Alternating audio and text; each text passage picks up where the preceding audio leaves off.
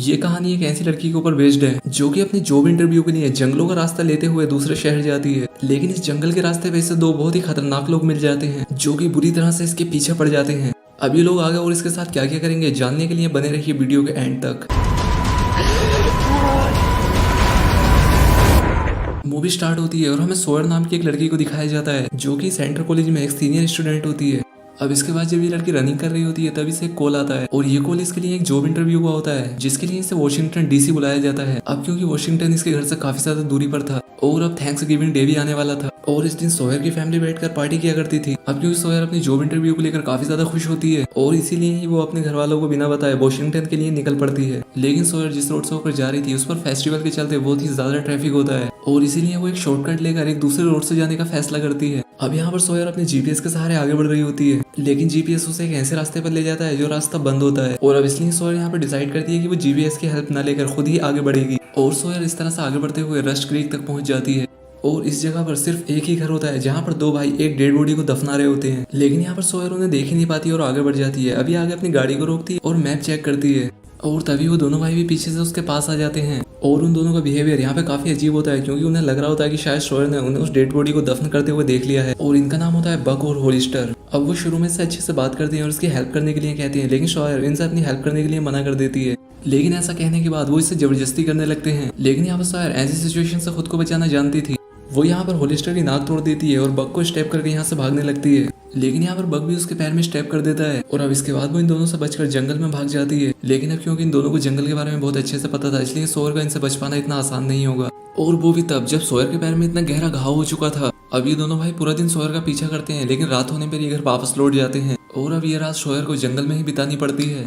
इसके बाद हमें उस एरिया के शेरिफ को दिखाया जाता है जिसे की रिपोर्ट मिलती है कि सड़क पर एक अनजान कार खड़ी है और ये कार किसी और की नहीं बल्कि सोयर की होती है। अब इसके बाद शेरिफ इस लोकेशन पर पहुंच जाता है। अब यहाँ शेरिफ को आसपास देखने पर खून के निशान मिलते हैं जो कि किसी की घसीटने के थे। अब यहाँ शेरिफ आसपास पूछताछ करता है और इसके बाद वो उन दोनों भाइयों के पास चला जाता है। अब वो यहाँ पर इन दोनों भाइयों से पूछताछ करता है लेकिन उसे कुछ भी पता नहीं चल पाता। अब इतने में ही यहाँ पर होलिस्टर का भाई आ जाता है जिसकी टी शर्ट पर खून का निशान लगा हुआ था और ये वही जगह होती है जहाँ पर इन दोनों भाइयों ने सोयर पर हमला किया था। अब यहाँ पर इस शेरिफ को इन दोनों भाइयों पर शक तो हो गया था लेकिन इसके पास कोई भी सबूत न होने के चलते ये यहाँ से चला जाता है। वहीं दूसरी तरफ जंगल में सोयर को दिखाया जाता है जो कि एक नदी के किनारे पर होती है। अब यहाँ पर उसका पैर काफी ज्यादा दर्द करने लगा था और साथ ही उसने पिछले 24 घंटों से कुछ भी नहीं खाया था और इसीलिए सोयर काफी ज्यादा कमजोर हो चुकी थी और साथ ही उसका बहुत सारा खून बह रहा था। अब इसके बाद वो धीरे धीरे यहाँ से आगे बढ़ना शुरू कर देती है। तभी उसे ऊपर की तरफ से कुछ आवाज आती है और जब वो ऊपर देखती है तो वहाँ पर एक कार होती है जो कि नीचे आकर गिरती है और ये गाड़ी किसी और की नहीं बल्कि सोयर की होती है क्योंकि ये दोनों भाई अपना सबूत खत्म कर रहे थे क्योंकि अगर ये गाड़ी पुलिस के हाथ लग जाती तो वो इन्हें पकड़ सकती थी और इसीलिए उन्होंने ये गाड़ी यहाँ पर लाकर फेंक दी थी और इसके बाद वो सोयर की गाड़ी को नीचे फेंक कर यहाँ से निकल जाते हैं। अब इसके बाद सोयर गाड़ी के पास आती है और इसके पास आकर गाड़ी में से अपना फोन निकाल लेती है लेकिन अब सोयर का फोन भी पूरी तरह से टूट चुका था और अब साथ ही उसके फोन की बैटरी भी खत्म होने वाली होती है और इस जंगल में किसी भी तरह का सिग्नल नहीं आ रहा होता जिससे वो किसी को कॉल करके अपने बारे में बता सके। अब इसके बाद सोयर आगे बढ़ने लगती है लेकिन अब इसमें बहुत ज्यादा ताकत नहीं बची होती इसलिए यहीं पर बेहोश हो जाती है और तभी यहाँ पर एक आदमी पहुंच जाता है जिसका चेहरा ये नहीं देख पाती। अब इसके बाद जब सोयर को होश आता है तो वो खुद को एक ट्रेलर में पाती है और अब उसके घाव की भी पट्टी कर दी गई थी। अब सोयर को यहाँ पर कुछ भी समझ नहीं आ रहा था तभी इसके सामने वो आदमी आता है जो इसे यहाँ पर लेकर आया था और इस आदमी का नाम लोल होता है और तभी वो लोल के ऊपर एक स्प्रे मारती है जो कि उसकी स्किन को जला रहा था। अब वो यहाँ से भागने की कोशिश करती है लेकिन उसके अंदर इतनी भी ताकत नहीं थी कि वो चल सके और इसलिए वो एक बार फिर से बेहोश हो जाती है।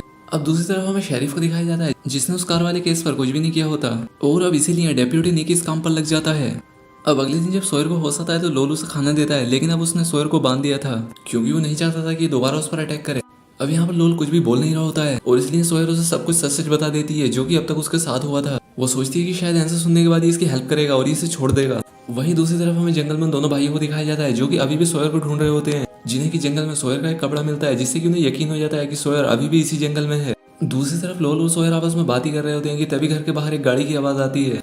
अब यहाँ पर सोयर जोर जोर से चिल्लाने लगती है लेकिन लोल उससे कहता है कि शांत रहो, अगर बचना चाहती हो तो चुप हो जाओ। वो कहता है कि मैं बाहर जाकर देखता हूँ कि कौन आया है और जब ये घर के बाहर जाकर देखता है तो यहाँ पर वही दोनों भाई आए होते हैं। अब क्योंकि लोल इन दोनों भाइयों का कजिन होता है अब ये दोनों भाई यहाँ पर उसी लड़की के बारे में पता करते हैं यानी कि सोयर के बारे में।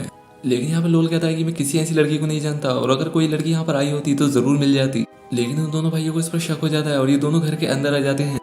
लेकिन सोयर अब तक लोल के घर से बाहर निकल चुकी थी और बाहर पड़े एक खराब ट्रक में जाकर छिप जाती है। अब इसके बाद जब वो दोनों भाई चले जाते हैं तो लोल उसके पास आता है और वो उससे कहता है कि तुम्हें घर से बाहर नहीं निकलना चाहिए था। और इसके बाद वो सोयर से वापस घर के अंदर चलने के लिए कहता है। अब लोल सोयर को अपने कजिन भाई से बचाना चाहता था क्योंकि उसे पता था कि वो ज्यादा खतरनाक है। वहीं दूसरी तरफ हमें स्टेशन में शेरिफ और उसके सीनियर को दिखाया जाता है, जिसमें कि उसका सीनियर उससे पूछता है कि उस कार वाले केस का क्या हुआ, उस गाड़ी के बारे में तुम्हें पता चला या नहीं। उस गाड़ी में एक लड़की थी जो कि कई दिनों से लापता है। वो कहता है कि तुम्हें हर हाल में उस लड़की के बारे में पता लगाना होगा। और इसके बाद वो शेरिफ फिर से होलिस्टर और बक के पास जाता है और वो यहाँ पर आकर इनसे कहता है कि तुमने उस लड़की को जंगल में भगाकर अच्छा नहीं किया, क्योंकि ये केस अब मेरे लिए बहुत ऊपर तक जा चुका है। अब यहाँ पर हमें इनकी बातों से पता चलता है कि शेरिफ भी इन दोनों भाइयों के साथ मिला हुआ है। वहीं दूसरी तरफ हमें लोल के घर पे शोयर को दिखाया जाता है, जो कि उससे कहती है कि मुझे जाने दो। वो कहती है कि मुझे वॉशिंगटन डीसी जाना है, जो कि यहाँ से बहुत ज्यादा दूरी पर नहीं है। लेकिन लोल उससे कहता है कि तुम कैसे जाओगी, मेरे पास कोई गाड़ी ही नहीं है। वो कहता है कि इस वीकेंड को होलिस्टर और बक कहीं बाहर जाने वाले हैं और तब उनकी गाड़ी मेरे पास ही होगी और तब तुम मुझसे जहाँ कहोगी मैं तुम्हें वहां छोड़ दूंगा और बस तुम्हें 1 या 2 दिन का इंतजार करना होगा। अब यहाँ पर इन दोनों में काफी अच्छी दोस्ती हो जाती है। सोयर को भी यकीन हो जाता है कि लोल उसे कोई नुकसान नहीं पहुंचाएगा और वो उसकी हेल्प ही करेगा। अब ये दोनों यहाँ पर इस घर में अच्छे से रहना शुरू कर देते हैं। अब यहाँ पर लोल केमिस्ट्री के बारे में काफी अच्छे से जानता था, इसलिए वो यहाँ पर कुछ बना रहा होता है जिसके बारे में सोयर को भी बताता है। अब इसके बाद हमें फिर से उन दोनों भाइयों को दिखाया जाता है जो कि फिर से लोयल के घर पर आ जाते हैं और वो दोनों भाई यहाँ पर कुछ बॉक्सेस को लेकर आए होते हैं, लेकिन लोल यहाँ पर जानबूझकर धुआं कर देता है और इसका फायदा उठाकर सोयर यहाँ से नदी के किनारे तक चली जाती है। और यहाँ पर इन दोनों भाइयों को पता ही नहीं चल पाता है कि सोयर इन्हीं के कजिन भाई लोल के घर पर है। अब इसके बाद हमें डेप्यूटी निक को दिखाया जाता है, जिसे कि शेरिफ के उन दोनों भाइयों के साथ मिले होने का पता चल जाता है। अब इसलिए वो शेरिफ पर एक गन पॉइंट कर देता है, लेकिन इससे पहले कि निक शेरिफ को अरेस्ट करके दूसरे लोगों को इसके बारे में बताता, शेरिफ इतने में ही उसे शूट करके मार डालता है। अब वो यहाँ पर इन दोनों भाइयों की हेल्प से उसकी बॉडी को गायब कर देता है। अब यहाँ पर शेरिफ का सीनियर पहुंच जाता है, जहाँ पर शेरिफ सोयर के गायब होने का इल्जाम उसी पुलिस ऑफिसर पर लगाता है जिसने कि उसे कल रात मार दिया था, ताकि सबको ऐसा लगे कि सोयर को उसने किडनैप कर लिया और वो खुद भी गायब हो गया। लेकिन यहाँ पर शेरिफ का सीनियर उसे बताता है कि ये केस मैंने तुम्हारे हाथों से ले लिया है और ये केस मैंने स्टेट पुलिस को दे दिया है। अब इस बात से शेरिफ परेशान हो जाता है और वो उन दोनों भाइयों के पास जाता है। अब क्योंकि शेरिफ इन दोनों भाइयों के साथ ड्रग्स का काम भी किया करता था और ये ड्रग्स और कोई नहीं बल्कि लोल इनके लिए बनाया करता था, और इसीलिए जब वो पिछली बार इसके घर पर जाते हैं तो बड़े बड़े बॉक्सेस लेकर जाते हैं जिनमें कि ड्रग्स बनाने का सामान होता है। वहीं दूसरी तरफ जब लोल और सोयर अपने घर के बाहर बैठे होते हैं तब शेरिफ की गाड़ी वहां से गुजरती है।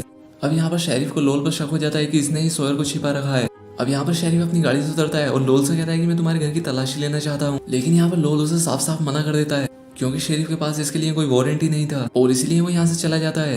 लेकिन वो ये बात सीधा जाकर उन दोनों भाइयों को बता देता है और अब इसके बाद वो दोनों भाई लोल के घर पर पहुंच जाते हैं, जहाँ पर वो सोयर को देख लेते हैं। अब सोयर को यहाँ पर देखने के बाद ये दोनों भाई इन दोनों को अपनी गन पॉइंट पर ले लेते हैं, लेकिन लोल यहाँ पर इन दोनों भाइयों से कहता है कि मैंने इस लड़की को यहाँ पर अपना स्लेव बनाकर रखा है और ये लड़की मेरे यहाँ पर सभी काम करती है। और इसके बाद वो यहाँ पर सोयर को ऑर्डर देता है कि जाओ कॉफी बना कर लाओ। अब इसके बाद सोयर किचन के अंदर जाती है और वो कॉफी के मग को अवन के अंदर डाल देती है और इसके बाद वो वापस लोल के पास से जाती है। अब कुछ देर के बाद अवन से आवाज आना शुरू हो जाती है, जिसका मतलब था कि अब कॉफी बन चुकी है।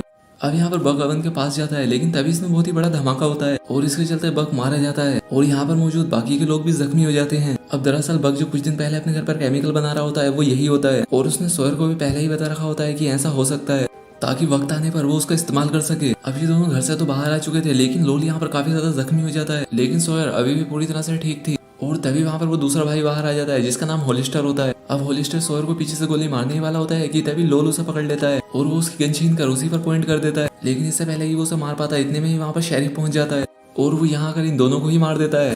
और वो यहाँ पर होलिस्टर को इसलिए मारता है ताकि उसके खिलाफ कोई भी सबूत न बचे। वहीं दूसरी तरफ हमें सोयर को दिखाया जाता है जो कि जंगल में भाग रही होती है। अब वो जंगल में भागते भागते सड़क तक पहुंच जाती है और तभी उसे जंगल में पुलिस की गाड़ी दिखाई देती है, जिसे देखकर ये काफी खुश होती है। और अब इसके बाद वो पुलिस की गाड़ी में बैठ जाती है और इस गाड़ी में कोई और नहीं बल्कि वही शेरिफ होता है। अब इसके बाद सोयर यहाँ से भागने की कोशिश करती है। अब इसके बाद वो शेरिफ उसे पकड़कर नदी के किनारे ले जाता है और वो इसे नदी में डुबाकर मारने की कोशिश करने लगता है।